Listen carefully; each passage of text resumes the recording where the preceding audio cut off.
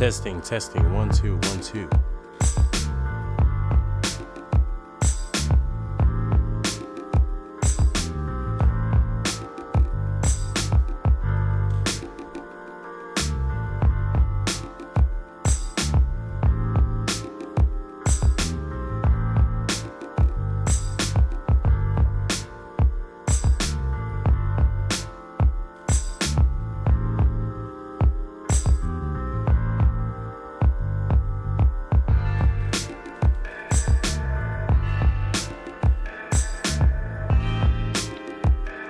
See, I got a couple people watching. What's up?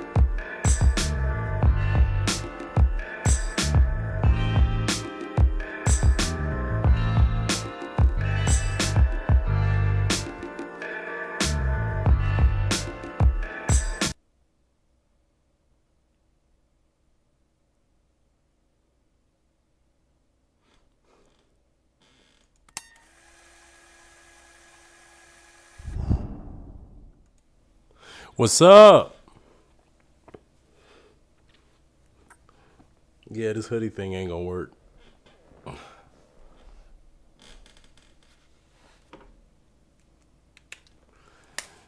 Y'all always gotta test the sound just to make sure everything's good. What's up, Michael? Yo, appreciate you joining the chat, brother. Yeah, I feel a lot better. You know, anybody that watched the stream, whether like live or watched the replay, I was very sick the last really the last couple weeks. But like the last week especially was a lot. And you know, being somebody that both in my 9 to 5 and in my passion, a primary, you know, instrument that I have to use every day, all day, is my voice. Not having my voice, or at least not having it in the way that I want it, is a pain. So, you know, even more than the coughing, even more than like, you know, feeling a little, I didn't have a fever, but I was feeling a little weak at times. And I like, even now I got like a little, like a pain in my back. I got a little pain in my back that I think that comes from sitting down, mixing all day, like going to work, which I sit right here for work, and then turn around and trying to mix a couple songs for this new project, like, you know, for hours after that, you know, could be a lot. So, you know, I think it's that, but also feel like it's just because I was under the weather. But yeah, I'm gonna give it a couple minutes, just to see, you know, if anybody else shows up. Then we can start. We can start. By any chance, anybody that's part of the Instagram, broadcast channel group, like, can y'all let me know if y'all saw the? Y'all can let me know if y'all saw the article that I posted about, like, that was by Kevin Powell, because I'll be talking about that for a lot during this discussion about hip hop, because I got a lot of thoughts, and I felt like the article was like brilliant. First and foremost, that I feel like is something to definitely dive into. Especially considering that it is the 50th hip hop, you know, the 50th anniversary of hip hop. I just feel like it's a good, you know, piece of material to go into. But before we get into, you know, that discussion and, you know, whatever else comes up on the stream, make sure y'all, if you're on YouTube, make sure you subscribe to the channel on YouTube. If you on Twitch, follow me on Twitch, follow the Instagram page, all of that, you know. Especially because, like, I was going to do a tier list. I had like this really dope idea for a tier list come to me earlier in the week. It was gonna be the worst albums by the best rappers. and I really want people to get involved into that. But then this article came to my attention, and I was like, yeah, we can put that on pause. I ain't even put together the whole like little tier list bracket thing or whatever it's called. I ain't even put that together yet because like I literally had that idea, and then I pivoted straight to talking about this once I read this article, because it definitely fits like exactly how I feel about everything. You know, I think we just gonna go ahead and get right into it. If anybody misses something and they want me to, kind of talk about it again, we can, or you could just watch the playback. But yeah, like this really dope fucking article by Kevin Powell, who is somebody I was not as familiar with before reading this. Apparently, he's like a real big, he's a activist, he's a poet, filmmaker, historian. Like he's written a bunch of books from what I understand, and like after reading this article, I definitely want to check out more of his work. It actually was brought to my attention from a dope discussion that Dead End Hip Hop was having, in talking about this article. Like that's a dope platform. You may not agree with everything they have to say because they do like album reviews and stuff. Outside of Fantano with the Needle Drop channel, I don't really like check out a lot of reviews. I'll read reviews from Hip Hop DX, but I feel like they've fallen off like real heavy in the last few years, so I don't even really check their stuff like that. So outside of Fantano, I really only deal with Dead End Hip Hop when it comes to music reviews and stuff like that. But they had this really dope discussion about this article, because the article is called "Hip Hop and America Are Changing and Not for the Better," and like I'm glad I watched their video, because honestly, and they had the same reaction too. If I saw that title, I probably wouldn't have even clicked on it. Not because I disagree, but because it's one of those things. It's like one of those conversations that seems to pop up a lot, like about how hip hop has changed, and a big part of the reason why the conversation just feels so old hat is because a lot of the points not only are being recycled, but I feel like are not even really getting to the root of the issue. I could be guilty of it too. Like as a rapper that tries to because I remember like when I first started rapping, I was so convinced that hip hop needed to be saved. I was so it was just like, I'm gonna be the savior of hip hop. I'm gonna save hip hop. Whoop de whoop de whoop, right? And it's funny because like I'm starting my rap journey like right before somebody like Cole blows up or somebody like Kendrick blows up.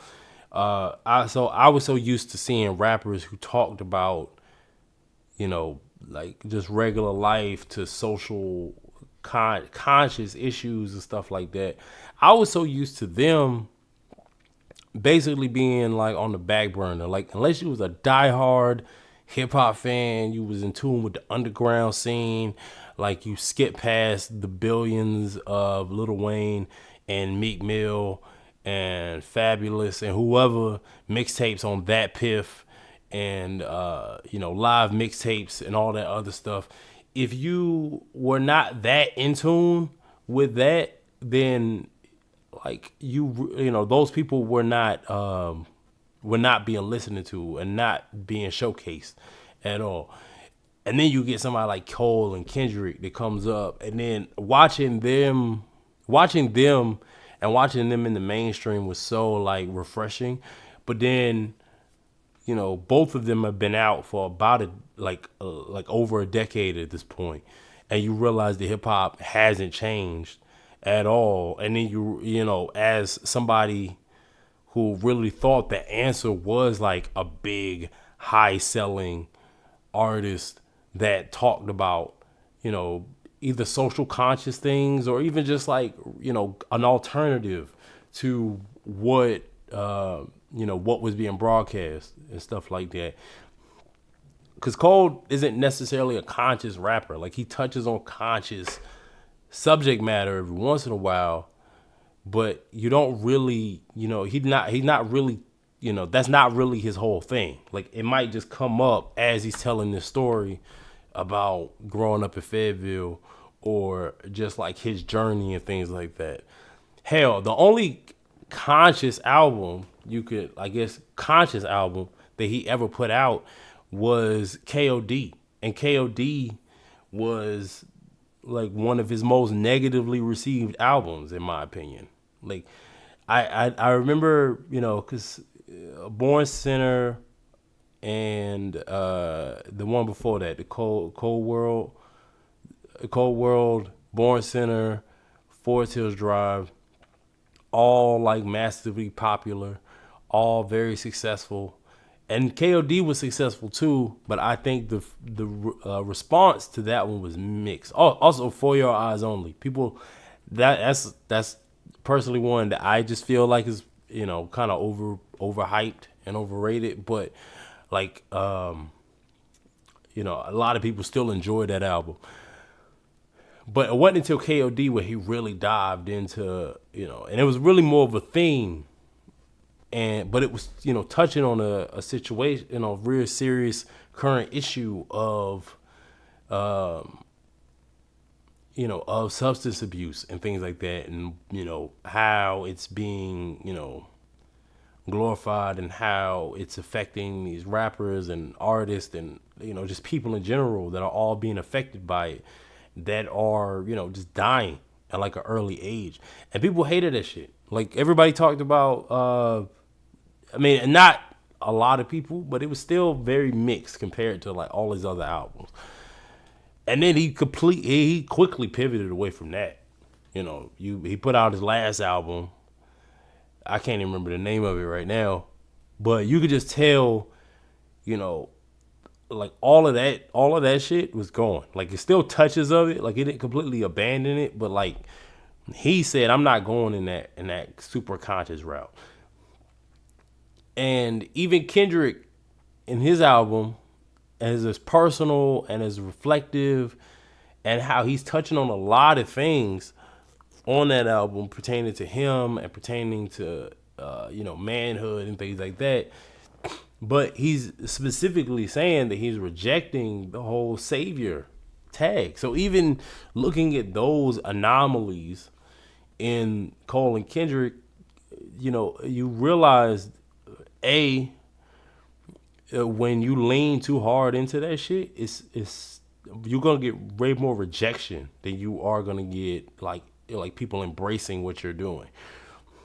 And then two, eventually you're just like, I'm even as somebody like Kendrick, who really never really got a lot of blowback for his very political messaging. It's more so like right-wing pundits, right-wing politicians might have something to say, especially when it pertains to police brutality. But by and large, he's celebrated. But even him, he was like, yo, this is just too much of a burden to hold on to, and especially being the only one. So being a rapper like me, who thought like all you had to do was just come in and do it like this, and then like people would really gravitate to it, and that would just change the game and save the game. You realize it's not that simple. It's not that easy. One rapper can't come into the game and change the landscape of things.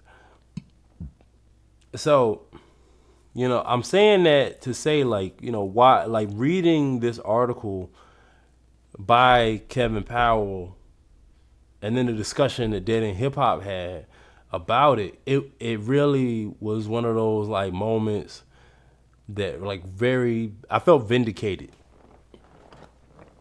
I felt very vindicated, like personally, just because it was one of those things, and especially as you get older, as a hip hop artist and as just a hip hop fan, and you age out of the target demographic that they shoot for, like when they're marketing new artists and they're telling trying to figure out what this generation wants. Like once you age out of that, like conversations like this fall so flat on deaf ears.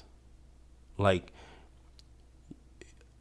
being not the young kid anymore that audiences are these labels and these artists and everything the machine is targeting.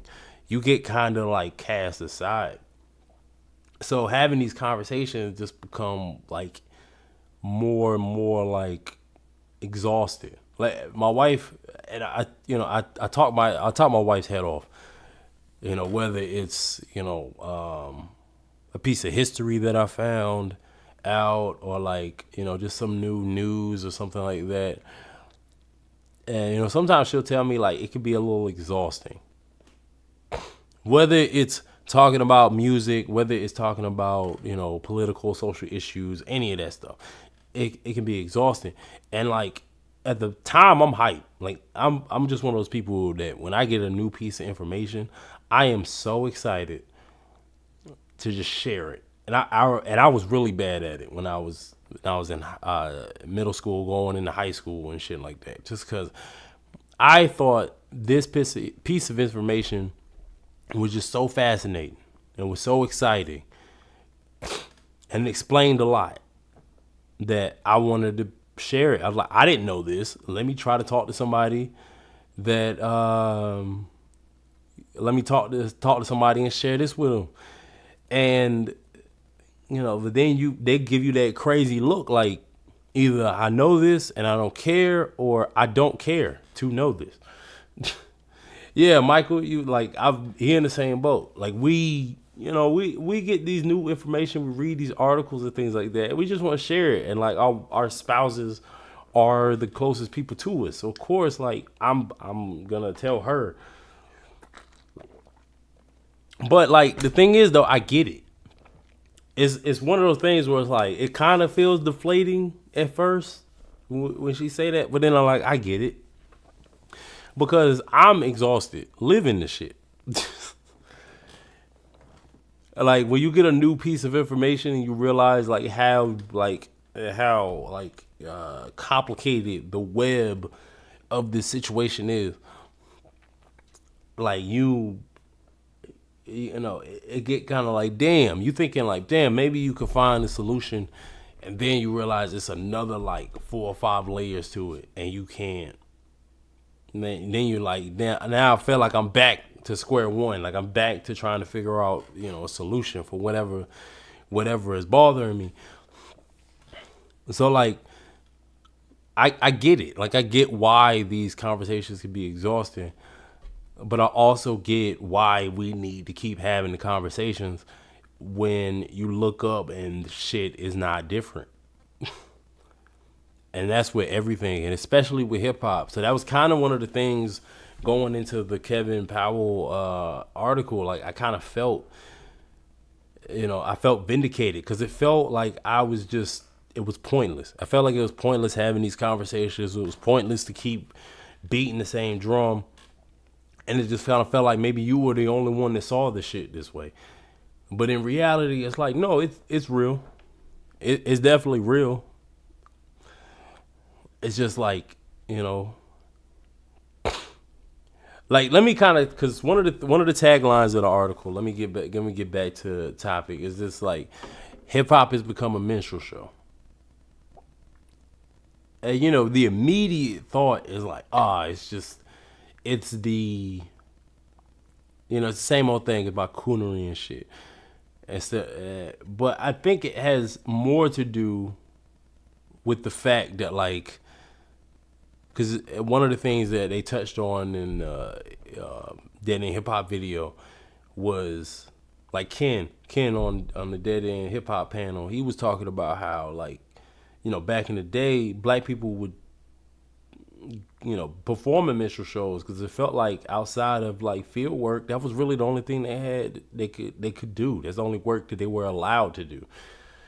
And now, hip hop has become that in the sense that this is the not only is this music detrimental and it highlights all of the most negative stereotypes that that are associated with the primary people and culture that this represents, but it also feels like this is the only way to be successful. I can only, just like the minstrel shows was the only way to be like a performer or to escape like field slave work and things like that. It's also now it's like music is doing like this negative music, these negative stereotypes and these negative images that are being projected, negative messaging that's being projected in the music. It feel like this is the only way that I can be successful in this music thing. And when he said that, hold on, I'm about to pull this up real quick. I'm gonna show y'all. Oh, let me do this one. Yeah. I thought about this situation from last year. Like around this time last year. Like now I was a big I was very upset at 21 Savage and all these other artists and stuff when, back in the day, like it was like back in 2020, rappers were just jumping on it felt like they were just jumping on the bandwagon with this conscious shit, right? Like I talked about this before, because people always talk about the whole Macklemore thing, like when he won the Grammy over like Jay-Z. Was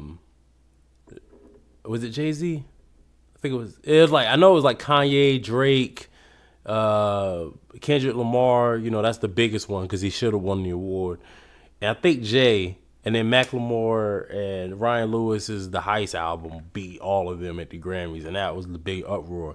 But even before that, I remember the VMAs put an award together for best. It was some kind of like social conscious song or something like that. And I remember them doing that award one time. They did that award one time, and they gave it to them because of the same, like whatever the gay rights song was that Ryan Lewis and Macklemore did. They gave it to them that one time, never did it before, and never did it since. And I always thought, damn, that's like a spit in the face to, you name it, Public Enemy, Common, hell, even like A Tribe Called Quest, like just, I mean, just you could name them, like NWA, Ice Cube, like so many, prolific artists that have put out like very important songs, like with social messaging and stuff like that. And then they give it to Macklemore, and then because he did a gay rights song, which, I mean, there ain't no hate to that. Dude, there's nothing wrong with doing a song like that. But it's just the fact that, there's so many, and then not even just talking about hip hop, just in general, there's so many socially conscious, songs of all genres that had very important messaging that were never highlighted, sometimes outright ignored by this same award show. And then they decided to do that. That was already like, so even before the Grammy thing pop off, I was already like, fuck Ryan Lewis and Macklemore. I was already like, I hated them already. So everybody else saw what I saw after the Grammy fiasco. But like around 2020, when George Floyd, was killed on camera, and it felt like everybody and their mama had a anti-police brutality song, even when the type of artist you are and the type of music you make, especially in the hip hop space, does not align with any of the shit you're talking about, and does not align with any of the messaging that is in this song for this moment. And everybody rightfully got called out about it after the fact. Like, I was really pissed about the Lil Baby thing when it happened. Not because I hated him. I really don't care. Not because he was not an artist. Like, I didn't think he was an artist that should have done a song like that. Like, that's how I felt. But that's not why I was so pissed. It was the fact that it was so transparent that this was part of, like, the marketing machine. Because this is right around the time, like, you know, his album came out, like, earlier that year, 2020, before the lockdown. And everybody was, like, hailing him as, like, the next one. Like, he's the next best rapper. Like, I think it was the My Turn album. It was, like, the next GOAT or whatever.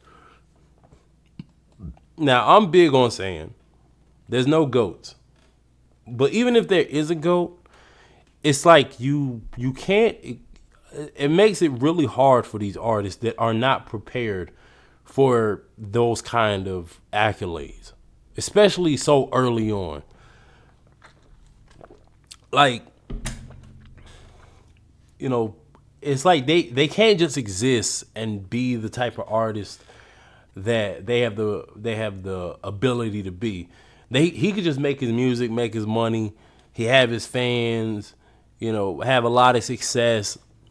Let's keep it pushing. It's only when you start throwing around titles like the greatest of all time in a genre that not only has some of the greatest artists, like greatest wordsmiths to ever exist, but to also have like a art form that has been actively on a decline in the creative sense for a long time. To hail any of these subpar rappers as the best, yeah, people gonna feel some type of way. But the thing that pissed me off about that one is that it was clear that it was like being marketed, like it was being pushed and being like propped up like as this great like song and like with this great message and things like that. But in reality, it was he was just kind of saying surface level shit. And I remember saying it at the time, as soon as the money from this song and this situation isn't in the zeitgeist anymore, it's gonna revert back to the same shit. And literally, like, maybe that song came out in like May, June. By October, he said, I ain't doing no more songs like that.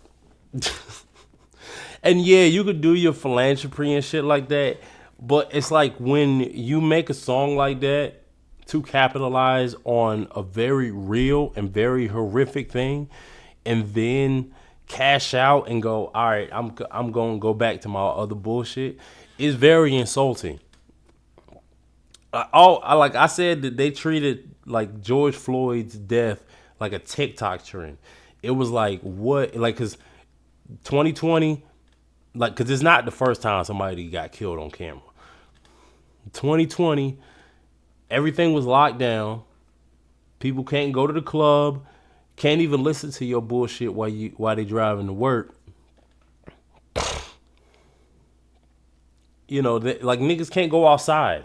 So people had to figure out a way to make money and keep their name and everything in the zeitgeist.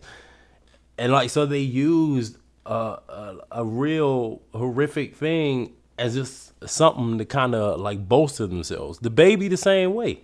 The Baby, Lil Baby, all these other artists that in 99.9% of their music is just killing and, you know, like all this other debauchery and violence or whatever. And then this one particular moment, they put out a song like this. And when the next person gets killed like that, you don't hear a peep from them. Like, you know, so when this 21 Savage thing happened, like, I feel like people saw that, like, from 2020. So when he tried this like a couple years later and made his feelings felt about like all of the gun violence that was going on in Atlanta at the time, people rightfully quoted his lyrics and was like, yo, of all people, you're the one that's gonna tell the city of Atlanta and all this violence and stuff to chill out and things like that, to put the guns down. Mr. Spin the block twice, like that ain't nowhere to park. Like, you gonna be the one that's gonna like try to, like send out a message to the citizens of Atlanta that we need to chill out on the violence. And I hope this doesn't get hit with a copyright claim, but I just want to play his response real quick.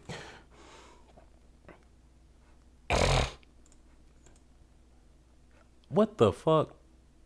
Yo, when I tell you this shit literally, you know what? It probably only gonna be played one time. But basically, like, it kind of just boils down to what was it at? I saw it. He said, basically it's just entertainment, and that the only way that he can make money, the only way he could really make money, feed his family, take care of his team or whatever, is to make that kind of music. And one of the biggest things to come out of the Kevin Powell article was the question of why. Why is this the mindset? Why is this what people look at and say, to be a successful rapper in 2023? Or hell, this was the conversation I remember when I first started rapping, and I didn't rap about violence and drugs and killing and shit. I remember that being what people told me when back in like 03, 04, like when I was in middle school and high school, like writing rhymes. I never wanted to rap about selling drugs. I never wanted to rap about, killing and violence. And like in all of my songs, I've never called a woman a bitch in my music. Like, it's just, and it's not on some, me putting myself on a pedestal type shit. It's just, that's not who I am, and that's not like the messaging that I want to portray, because that's not what's true to me. That's not what's true to my life and shit.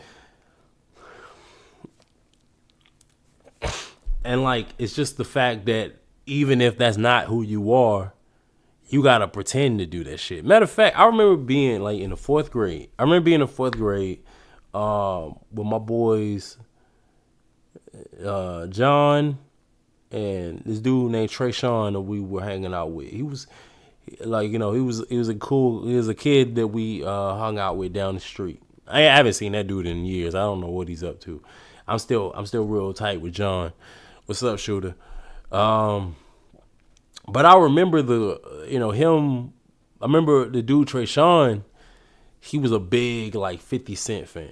Like, he was big into 50 Cent and G Unit and what they were doing, and I was too. I was a big, like, by that point I was kind of off of it with the whole like after Get Rich or Die Trying and the first Young Buck and the first Lloyd Banks album. After that, I was pretty much over the 50 Cent G Unit craze. But he was still really into it, and like, the business. He really wanted to emulate the business model. But I told him I don't rap about selling drugs and doing shit like that, just because and it was something that my pops told me, but it was something I already kind of knew. Like, you talk about certain shit, like, you gonna have somebody might come and see you about it that's really about that life. And look, man, you just living in the neighborhood that we lived in, like, I lived off of Bingham Drive, and Aaron Lakes. around that time. And I just remember like having to avoid bullshit just existing. I didn't want to invite it to me and my family. You know what I'm saying? So I already was like, nah, I'm not trying to do that shit. So his suggestion, because I told him it's because it's not who I am, and I don't want to pretend that's who I am. He said we should start selling drugs to so that way we'd be able to rap about it and it would really be true to us. So he wanted us to sell drugs so we could then put it into music. Now we in the fourth grade. So, I'm not expecting a high level of IQ from somebody in the fourth grade. But just the fact that we're in the fourth grade and we're that young and we already believe that we need, or not, I didn't believe that shit, but the fact that, from a fourth grader's mind, even though that wasn't his life, even though, for all intents and purposes, we were struggling, but we was good. You know what I'm saying? It was kind of like we were struggling, but like it wasn't to that point where you felt like you had to sell drugs. Just the fact that that was the first thing that came to his mind, like, says a lot. And it says what kind of how early the programming is, like how early the programming can be, for these young kids that just want to make music and just want to make a living from this thing that they really love and they really cherish. That's the length that you feel like you already have to go into. And so the question really is like, why? And how long has this been going on? Like, one of the things that, it's been like a rumor for a long time. So, I'm old enough to remember like the heyday of Wonder Citizen Park and the heyday of BET's like programming and stuff like that. But I'm also, and I can remember exactly when there was a shift from when BET became appointment television to, you catch it when it's on, to now I don't even turn on the channel. And that was way before that might have been like right before I went to college. I think I stopped fucking with BET towards the end of high school. I really wasn't watching any of this stuff. And you could tell there was a definite switch and a definite change. Like, just from the time AJ and Free left. I never hated like Roxy and Terrence. They just were not AJ and Free. So it took a while for me to get used to them. But I feel like after a while they were, they grew into the roles and you got used to them being there. And they were cool. But I just remember like once they made that switch, that's when you started seeing the music changing. The type of, they were skewing a lot younger as far as like the acts, because you would have like these really young kids like B5 and shit that would be on there. But you would also see a lot more of the Jeezys and the way less of like Slum Village or Common or, Talib Kweli. Like, you don't really see their music being played or even being premiered, because it wouldn't even be like just because that's up to the callers, and you go online or whatever and like vote for your favorite videos every week. It wasn't just that, like because sometimes you would have somebody come on and they would interview, and then they would like, yo, I'm dropping my new single, and they'll play the video, and then they're like, or even if they didn't interview, it'd just be like, yo, this is the new song for the week. Like, y'all need to check this out. And if y'all want this on the countdown, you vote for it. You stop seeing stuff like that even. And because I'm like, yo, Young Jeezy and Yo Gotti and 2 Chainz and stuff like that, they were not spring chickens when they first got on Wonder Citizen Park. So the idea that they had to be like mad young, or they had to be on like these new debuting artists and stuff like that. That was not always the case. It was just the messaging that was different. And there was always this rumor that BET had a banned list of artists that they didn't, like there was a whole list that went around. And it was, hold on, I'm trying to find it now, and I clicked on the wrong thing. All right, I found it. Let's take a look. So yeah, like a memo that the BET video department got has this listing of artists not to spin. This doesn't count old stuff, just newer stuff. So you would see like, 'cause some of these artists you would see, you'd probably be like, well, I saw like Can I Kick It by Tribe Called Quest, or The First of the Month by Bone Thugs and Harmony play on like an old school or like a throwback video or something like that. But a lot of these artists that you see, like Kool G Rap, AZ, Goody Mob, Method Man, E40, especially E40. Which, I mean, I don't know. I remember seeing some joints on him, joints by him played after this list was supposedly published. So I don't know how accurate that is. He was teaming with people like, Snoop and T-Pain and stuff like that. And, he's not necessarily the most popular artist. He's got Mos Def.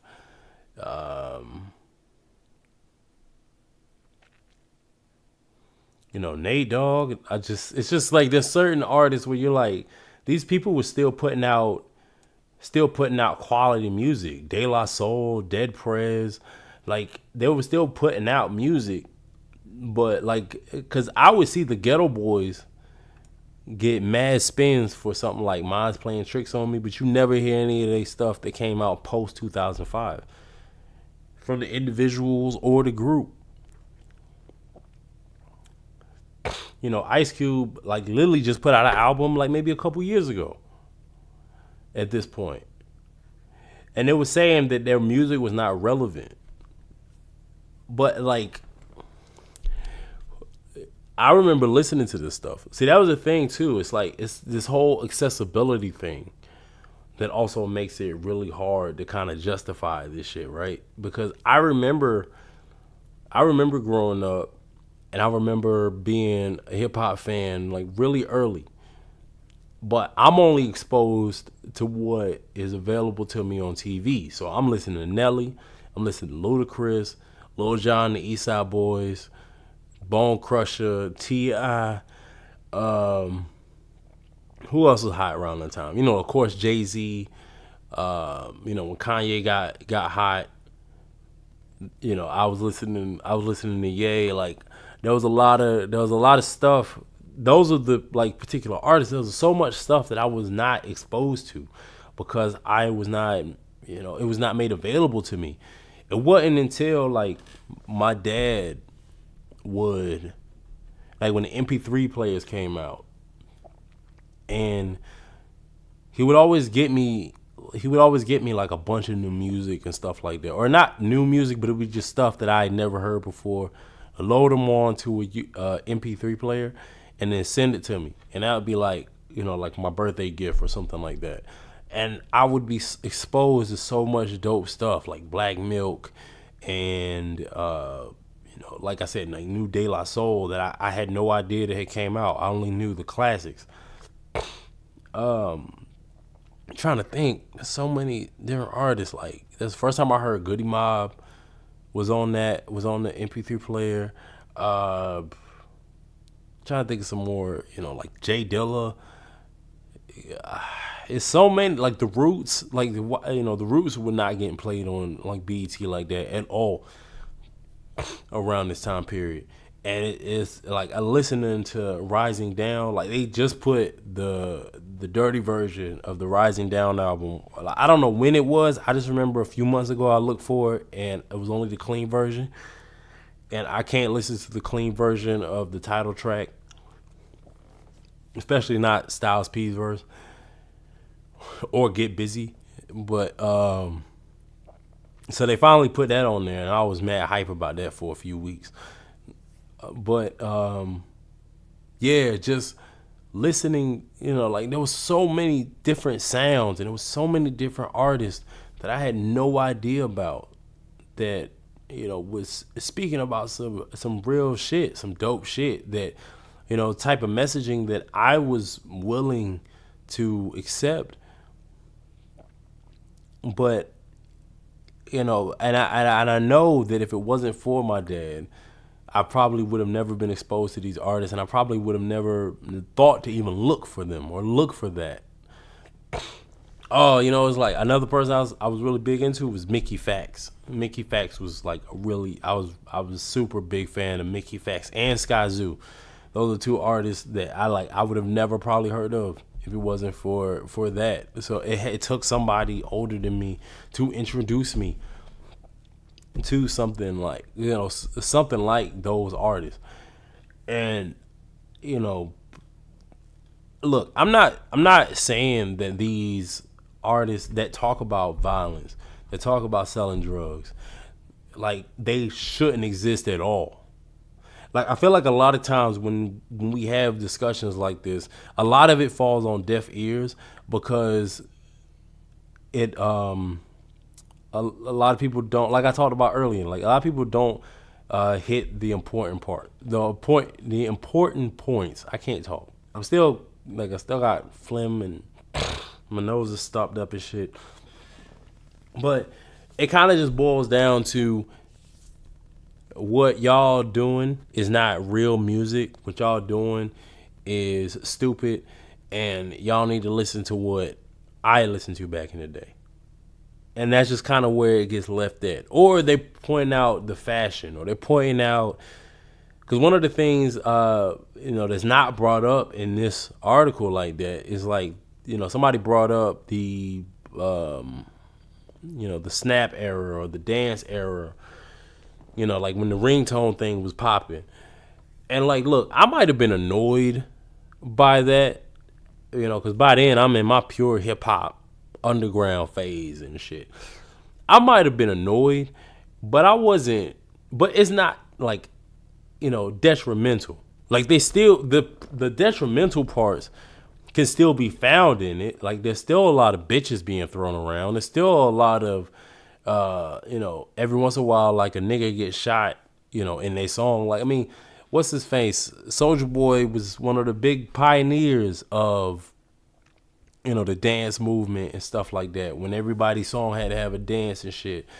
But, he got a song called Shootout. So it was still violence being portrayed in the music. And like in those type of songs. So it even in a situation where the whole primary gimmick around this is not violence, it's still like an element of violence in it. Like we talked about Kendrick and Cole earlier, there's still a certain element, like they still have to throw out a reference or two to violence and street shit and stuff like that, even in their music. When it's to make a bigger point, but it's still like this, like little, I'm trying to think of the word. It's like little, it's just little references of it that pique your interest when you're into that type of shit. Like if you completely abandon it and you're just like, I'm just gonna speak about boom, boom, boom, and not give you a little bit of that, like a little bit of that bait. That's the word I was looking for. That little bit of bait of the street shit that you want, or that you think you want. Like, they're not gonna fuck with it. So where did this go wrong? Like and I'm gonna be real, I really don't know where we go from here. Like that's also part of the reason why a lot of people don't want to have these conversations, because it's like, what do you do to fix it? Like, because Dead in Hip Hop, they even talked about, like, to a certain extent, they allow, like I talked about, like, again, Cole and Kendrick. And then even before that, it was Ye. Like they let one or maybe even two like slip through the cracks. Because even when you talk about Ye, like you're not gonna sit here and act like Ye was completely positive the whole time. Like he still had his problems. He still had the stuff in his music, even when it was just not as negative as everything else. But there was still a lot of like, a lot of the same shit. A lot of like bitches being thrown. A lot of like niggas being thrown. A lot of, a lot of disrespect, being thrown and stuff like that. There was still elements of his stuff that had that negative connotation about it. It was just more positive than what was around him. I mean, he was no saint on the College Dropout, but compared to Get Rich or Die Trying, he was. Compared to Trap Music by T.I., he was. So he was definitely an alternative, but it still had to be a little bit of that little nugget of that negative shit that these execs and stuff like that let slip through the cracks to have an artist like Kanye West thrive, or artists like Kendrick or Cole thrive. But like if you got one outlier, like you got one guy, it actually like it feels like it's even more harmful in a certain sense, because it's like you can, all right, well y'all got one, so now you can't point the finger and say there's no positive music because we let you get one. It's like letting you get a Nestle, like you're dehydrated, so we might give you like a bottle cap worth of water. Bam, you can't say I never gave you nothing to drink because I gave you this little bottle cap of water. Or you're starving, so I give, instead of like completely letting you starve, I'm gonna give you like a couple breadcrumbs. Bam, you should be good. You can't never say I never gave you no food. You can't never say that I let you starve because I gave you a little bit. But that little bit is not like a balance. You got one or two, positive images of artists, and then you got about 15, 16 other like negative, like detrimental brainwashing, going on with these other artists. That's not a balance. I think that's the biggest issue. Like I said, I don't really want these other artists not to exist. Like the messaging is detrimental, but like you can't really have the good without the bad to a certain extent. I just feel like we should be able to allow the negative and the positive to exist side by side and just let the people choose. The people really can't choose if they don't have a choice. Like it would have to be a movement of artists to say that, hey, we're going to put out positive music, and this is going to be the trend. And the machine can try all it want, but like this is what we're going to do. Because in a ideal world, everybody's story would be able to be told, and it would be received by who it's supposed to be received to. I'm not gonna sit here and act like everybody's gonna completely gravitate to a more positive hip hop. I'm not gonna sit here and act like everybody's gonna gravitate to everybody putting the guns down and like all the drug dealing and shit, and everybody gonna put the guns down and all of this shit, and then everybody's gonna just embrace regular Joe wanting to rap, or like super conscious, like artists wanting to rap and like put out music. Like I'm not saying that. What I am saying is I feel like the people that want that, or just at the very least are craving something different, should have that option. And one of the, and streaming is a very negative thing in my opinion to the music industry. But one of the things that I enjoy about this streaming age that we're in is that I could just look for the artist or pay attention to the artist that I like and just completely dismiss all the other shit. Like I took my wife's car to pick up my son a few days ago, right? And I couldn't connect my phone to the Bluetooth. Like, cause I have it connected to the Bluetooth on my phone. I'm subscribed to Tidal. I listen to all my albums or songs that I curated on my playlist or whatever. I listen to all of that, like right there on my phone through the Bluetooth speaker. But I couldn't get it to connect on my wife's car for some reason. I didn't really take a lot of time to figure it out because I was already kind of running behind to pick him up from daycare. So I just said, fuck it. I'm going to listen to the radio. It ain't that long of a drive. I'm going to listen to the radio. And that little sample size of the radio was torture. I can't imagine being a kid now, growing up and listening to the radio. And all I hear is like these lazy sampled songs, like basically people making way worse versions of just some of these beloved classics. Like, it's funny how the past few years, a lot of people have just, because there was already like a big I would probably say around like the 2000s, there's always been this big disrespect, like very little respect shown to the past and the classics and stuff like that. Sometimes self-inflicted. The first thing I thought about was the KRS-One Nelly beef from like '03 or whatever. That was like self-inflicted. But there was always been like this very little respect shown, and I just feel like each generation that comes after, like, it's just kind of getting worse. And now this generation completely dismisses the past, so it's just kind of a bigger slap in the face when I listen to some of these like lazy sampled songs. Like, some people will tell you, like, I think it was that Cali girl, she said she had never heard the Area Codes track, but it's clearly like Luda's Area Codes. It was a clear rip from that song, but like for whatever, but she never heard that song. So either she's lying, or that song was handed to her, and the people around her didn't care to let her know, the importance. It was just, we need a hit. Like, when I think about hip hop being a minstrel show, to me, it's not about the coonery. It's not even about feeling like you have to do this.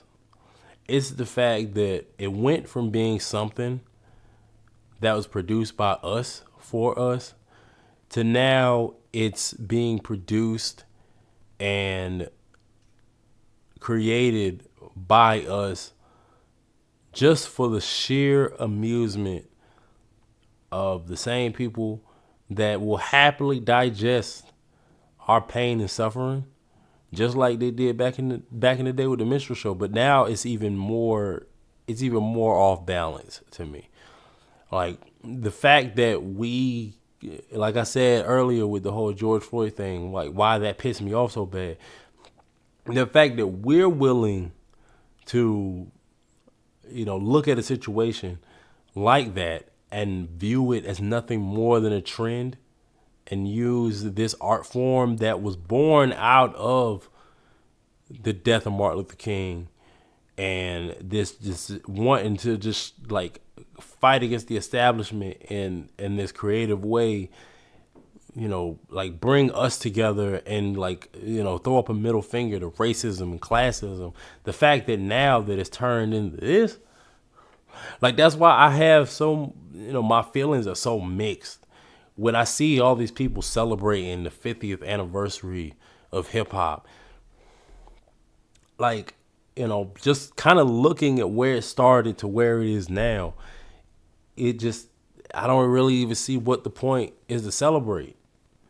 Like, in a year where, we struggled to even get a number one song or a number one album on Billboard, which I know Billboard doesn't count, but I just kind of feel like that speaks to, like, even all of the other creative and social and political sacrifices that have been made for hip hop to get to this point, to be the number one genre in the world. To now see that on the 50th anniversary, all of that sacrifice seems to be coming up to nothing. I'm going to just leave y'all with this, right? I feel like at this point, either hip hop has to change from where it is now. Because Kevin Powell's article, which if you have not read it, I've linked it in the description on YouTube for this live stream. So when it goes up on the page as the replay, y'all could go back and check the description, and you'll see that link to that article. Please read that article, and you will, as a 30-year-old hip hop fan who has loved hip hop since I was 7 years old, I feel like that article definitely speaks to how I feel about hip hop now. And hip hop has definitely changed. And it's not changed for the better. Like, I feel like a lot of people dismiss a lot of the bullshit because now, like, artists are looked at as brands and are looked at as, not only having to take care of their family, but to take care of their team and employ their publicists, their stylists, their road manager, their their DJ, their hype man, like all these other people that are around them that are relying on them to deliver and to put food on the table and things like that, are relying on them to come through and make sure that everybody's taken care of. They dismiss a lot of the bullshit that they see either in front of them or just the bullshit and like what has got them to this point, what has got the artist and by extension everybody that they employs who got them to this point.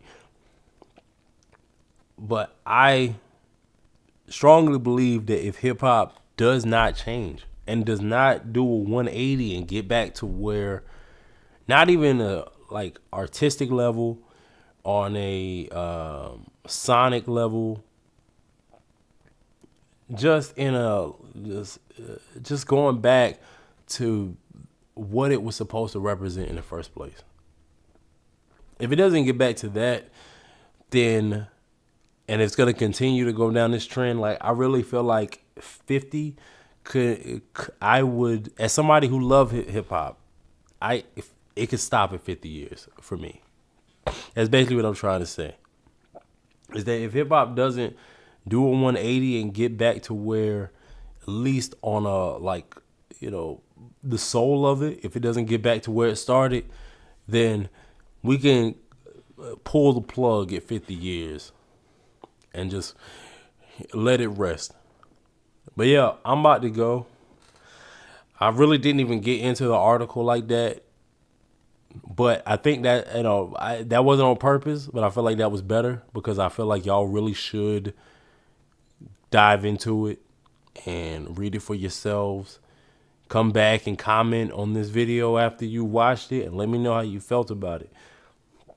And, we definitely going to do the tier list next week. If anything else comes across this week and it makes me want to pivot again, I'll just put a pin in it and we'll do it the week after. But so make sure you like this video, subscribe to the channel on YouTube, follow me on Twitch, follow the Instagram page. All of that is in the link in the bio, so you have no excuse. But I'm about to go eat, and I'm about to go, tune in for the night. But until then, till next week, much love.